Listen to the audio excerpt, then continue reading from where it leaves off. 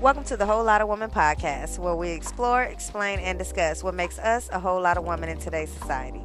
I created the Whole Lotta Woman brand to embrace the four traits that I feel make someone a whole lot of woman in today's world, and those are beauty, brain, strength, and standards. We'll be covering a variety of topics from relationships to real estate. If you would like to join this sisterhood, please subscribe, share with a friend, and stay tuned for more. I won't be defined, stars are aligned. What's for me is mine. I'm a whole lot of woman. I'm a whole lot of. I've been refined, beauty's divine. All things in God's time. I'm a whole lot of woman. I'm a whole lot of woman. This for all my women, 'cause you're a whole lot of woman. I'm a whole lot of woman. I'm a whole lot of woman. This for all my women, 'cause you're a whole lot of woman. Hey ladies, this is the Whole Lotta Woman podcast, and I am your host, Nikita Chantel. It is February the 13th, and this month is all about healing and growth, okay? Your healing and growth journey.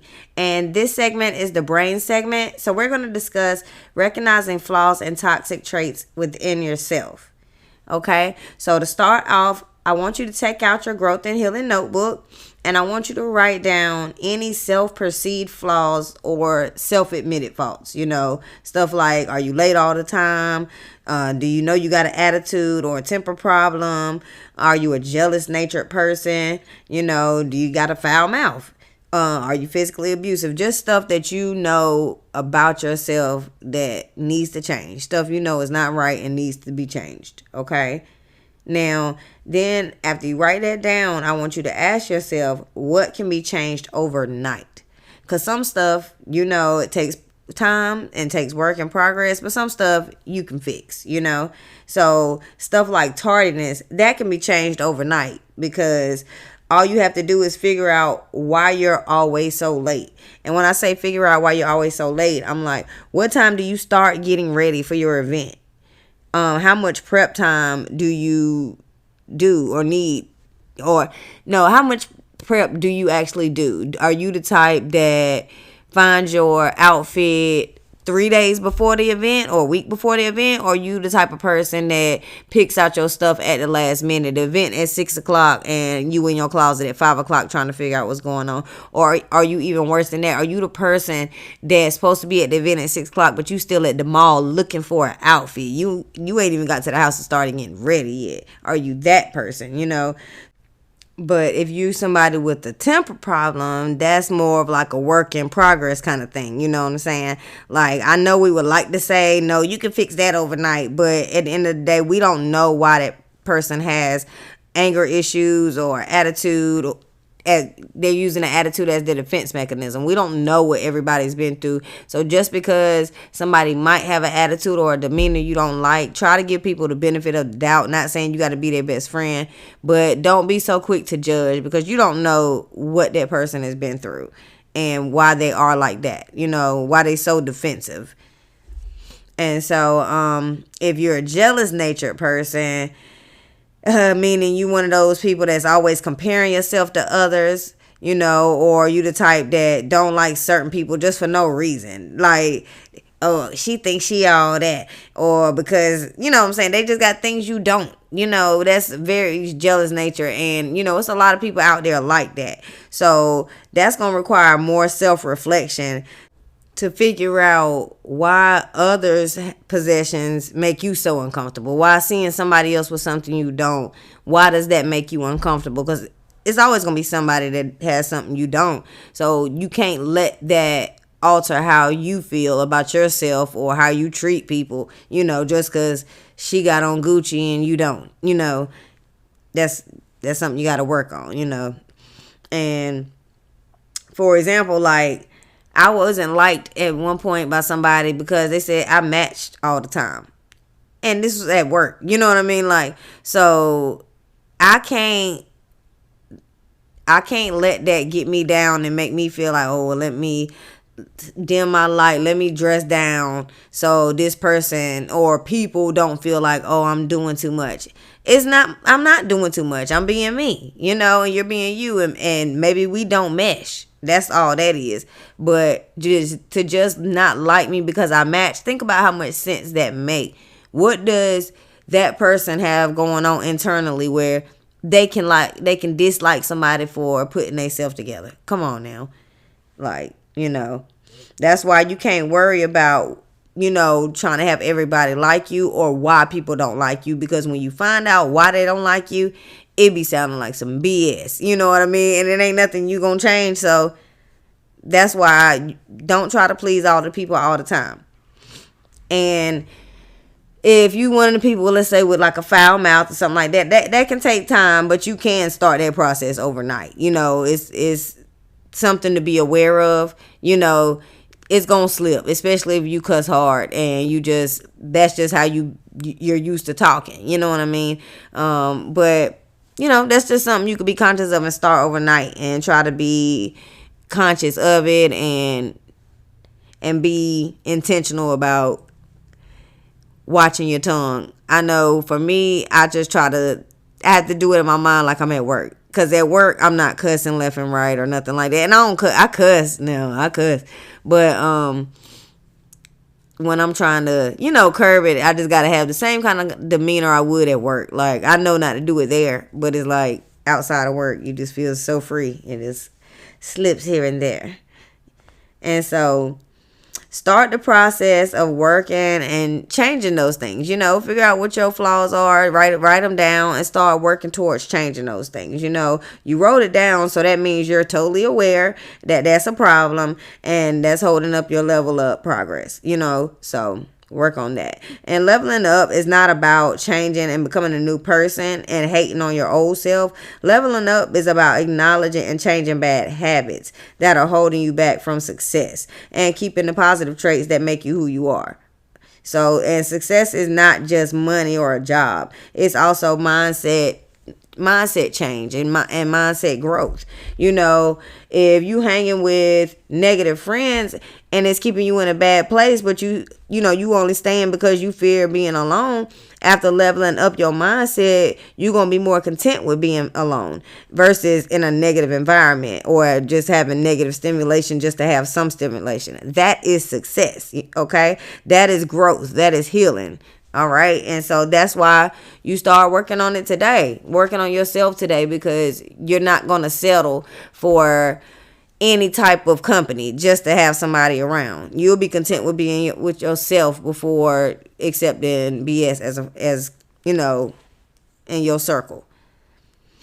Okay. So that, the next entry I want y'all to do is write down what trait have you heard about you from more than one person. So what I mean by that is like, has several people told you that you are like argumentative or controlling, or you know what I'm saying? Like, what has this person in this time of your life said along with this person, and they don't know each other? Okay. For example, one time I was in the car with my sister and her husband, and they was saying something. I was saying that, I was saying something to her about her and my niece, and I was like, y'all be clashing because y'all so much alike. And she was like, how we alike? I said, both of y'all gotta always get y'all point across. And as soon as I said it, she was like, I can't believe you said that. He be saying that about me all the time. And I'm like, oh, okay, well, if everybody's saying about it, it might be true. We ain't had no meeting and say we gonna say this about you. So if you got several people saying something like that, saying the same thing about you in different phases of your life and different circumstances, try to take that into consideration, because people aren't just making stuff up all the time. And people can recognize traits in you that you may not realize that you have, because that might not be your intention all the time. Like, you can't change what you're not aware of. So you can't be so quick to be defensive and think somebody's lying on you because you think you don't do that. Like, for example, you know how you might have a bad habit of cutting people off while they're talking. Now that seems inconsiderate or rude, but you just excited. You just, ready to put in on, add to the conversation, you know what I mean? Or you might feel like you don't want to forget what you was going to say. Your intention is not to be rude, but that's how it can be perceived. So if several people have told you rude, and you always cutting people off, you don't let people speak they mind, like, I can't have a conversation with you. You can't say, no, yes I do, I always listen, and we can have conversations. Like, you can't say that, because that's not how they feel. You're not having a conversation with yourself. You don't know. You know what I'm saying? You don't see yourself in the conversation. So take that into consideration and just think about, is there something that could possibly be true about you? And understand we are not perfect, and we all have work to do. You know what I'm saying? And we all have nerve-wracking traits for somebody. And this is how so many people get cut off and ghosted by friends and partners, and they don't know why. It's because you won't acknowledge your flaws, and you keep disrespecting everybody. You keep cutting everybody off, and everybody done got sick of it. That's why people don't want to talk to you now.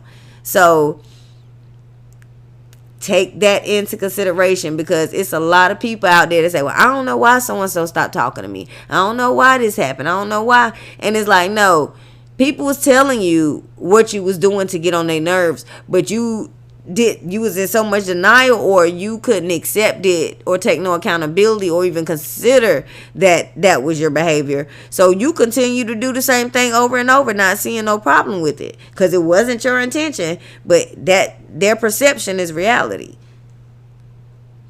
And so people don't have to run behind you and take your abuse or your negativity. They can choose their own peace by cutting you out. So, and they don't owe you any explanation. So that's why you getting ghosted. You know what I mean? No explanation is required. And especially if you can be rude or disrespectful whenever the mood hits you. So no, I don't owe you no explanation. I'm just not dealing with you no more. You're not my type. You don't belong in my circle, because this is not a 50-50 friendship or partnership.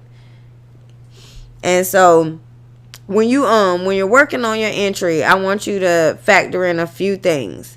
I want you to factor in who said this and how many people said it to you. I want you to think about the circumstances, or like the condition, like that the statement was made. And so, like, what made them say that? Was this in an argument? Was this in a regular conversation?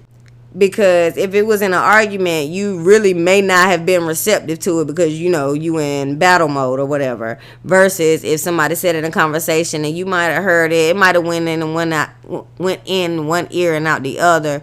But at the same time, the facts are the facts. So take it into consideration and figure out, is that something that you really, really need to work on? And write down how it made you feel when they said it to you in that moment. If you can still remember that, write down how it made you feel. Do you feel like you did exhibit that behavior? Do you feel like you don't? Maybe you do sometimes, but not all the time. Just write down how it made you feel, and write down how you can possibly take accountability and see where somebody might be coming from when you say that. Or you don't know. If you don't know where they got it from, write that down too. But at the end of the day, know that you do have a pattern of behavior. So just because you don't see it don't mean it's not there. But that is a pattern of behavior. Several people have told you the same thing. And then I also want you to self-reflect. And in the self-reflection, I want you to think about, what were your intentions when you were exhibiting the behavior? Can this be corrected? Can you be more aware of these actions so they can change? Think about, does this behavior push loved ones and friends away? Is this trait of behavior worth losing friends over, or loved ones? Because you have to evaluate how you can go about change, and what is necessary in order to level up, because you're going to be in new rooms and with meeting new people on different levels. So you have to change those old toxic traits so you don't bring them into the new chapter, and you don't push away connections that you need to be making, or you're not even able to make certain connections because of these behaviors that you just don't believe you have or just don't see.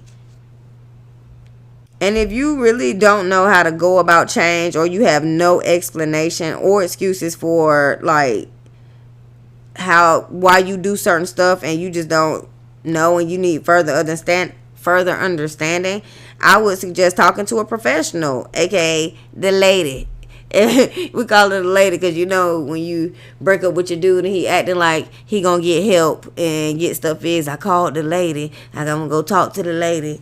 I'm gonna get some help. So, you know, go ahead and call the lady for yourself, and, you know what I'm saying, get to the root cause of your emotional responses and your emotional behaviors.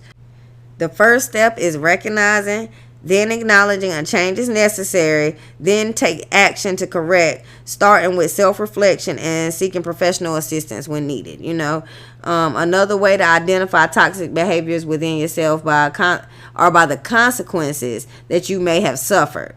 So what I'm saying is like, if you are a drunk driver all the time, you got some DUIs, you know what I'm saying? And that you might get DUIs, you might lose your job, depending on what kind of job you have. You know, if you like to fight, you know, you're going to end up with some assault charges, you know, in court and jail and lawyers. That's just a lot of money you got to throw away for something stupid. You know, if you got a bad attitude, you know, you probably lost friends or lose friends. You could lose jobs and like that, because you don't respect authority, or when you at work can't nobody tell you nothing. You done lost partners, you know, because ain't nobody trying to deal with somebody with a bad attitude all the time. So if you feel like you are always like taking a loss, then think about how you contributed and like could have actually avoided consequences that create more issues and create a downward spiral for yourself. So if you don't know how to put your finger on it, what's the bad stuff that keep happening to you? You know, what started the downhill spiral of your situation? You know what I'm saying? And I don't want you to sit there and lie to yourself and say, it's not me, it ain't me, I just be at the wrong place at the wrong time. That means you hanging with the wrong crowds. That means you in the wrong environment. So it's still you, because you're choosing to hang out with the wrong people. And that goes back to what I said at the beginning. You hanging with people that put you in a bad space or bad situations, but you're doing it because you don't want to be alone. When you heal and you get through your journey, you would rather be in the house watching TV versus being out in the streets with some people doing some stuff you don't need to be doing that could cause you your life. It could cause you, your freedom, anything. You really have more options and control more than you realize. But you have to have self-control, and you can't want to follow the crowd. You have to be confident and be able to do your own thing and follow your gut. You can't go with the crowd when you know it's not for you. They not finna do something that you really with. You're not about their life, but you gonna go anyway just because you don't want to seem like a punk, or you don't want to feel left out. And then when something happen, what are you gonna do? Because you ain't about their life.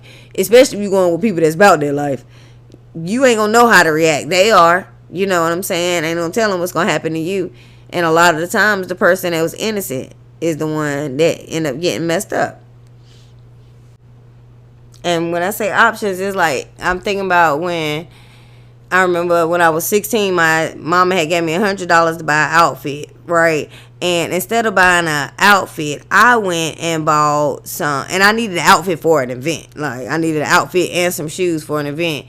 But I went and bought some $85 shoes. She gave me $100 for a full outfit and shoes. I spent $85 on the shoes.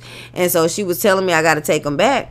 And so I was talking to my daddy the night before, and he was just like, well, and I was like, dang, I really like the shoes. He was like, well, if you like them, keep them.